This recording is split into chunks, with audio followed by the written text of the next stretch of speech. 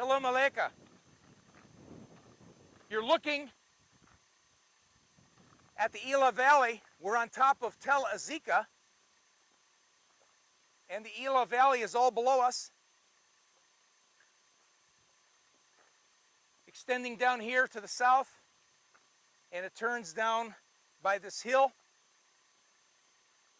and heads up to the mountains, and you can see the mountains in the background. It's about 12 miles to about Bethlehem. One of my favorite places in the whole world, only for the simple reason it's one of my favorite Bible stories. Azeka comes to play in the David and Goliath story.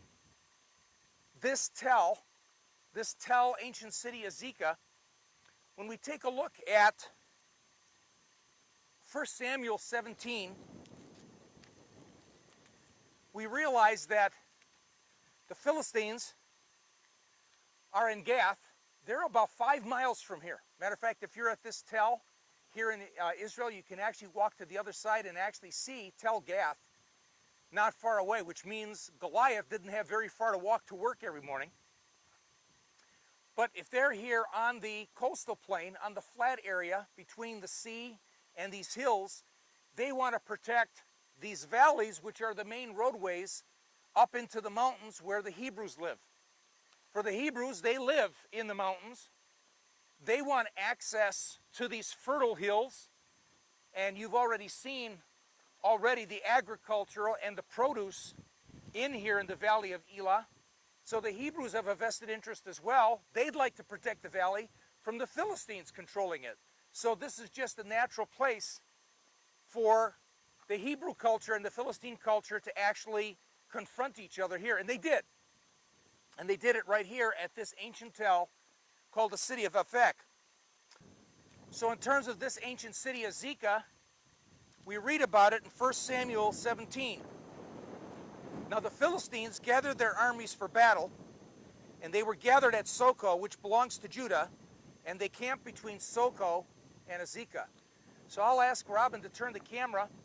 We are at the city of Azeka, where we're standing, and you're going to be able to see a line of hills stretching from here around. You'll see the highway down there going through a certain valley and all the way around. So archaeologists believe that Soko is down at the end of those hills, and so they're in a horseshoe pattern here from Azeka through Soko. The rest of the text says that Saul and the men of Israel were gathered and camped in the valley of Elah. So here's the valley of Elah, and drew up in battle array to encounter the Philistines. The Philistines stood on the mountain on one side, while Israel stood on the mountain on the other side in the valley between them. So we take a look at a hill right in front of us, and that would be the hill where the Hebrews actually were stationed. And so you can see the battle lines formed right along this valley someplace. Whether they were all gathered further back or up here or all along the valley, we're unsure. Some archaeologists said that the main center of the entire battle would have been way in the back someplace. I think what's interesting though is this: you're actually getting a picture of the reality of the Bible. And all of a sudden we're actually seeing that the geography of Soko, this city of Azeka, also the hill right across, and the valley of Elah really show from a geographical point of view that this is a real place in real time, and indeed an event really happened here. So indeed, someplace down here, David meets Goliath. Someplace down here, whether it's here, maybe further around that hill.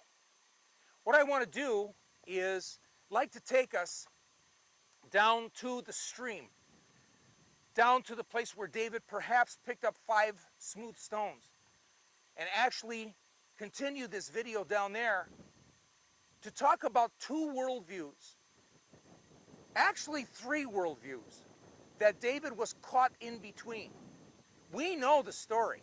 We know that David defeats Goliath, but I believe there's a bigger picture for us to see when we actually take a look at the events prior to this and the events after that, in terms of what David was really encountering.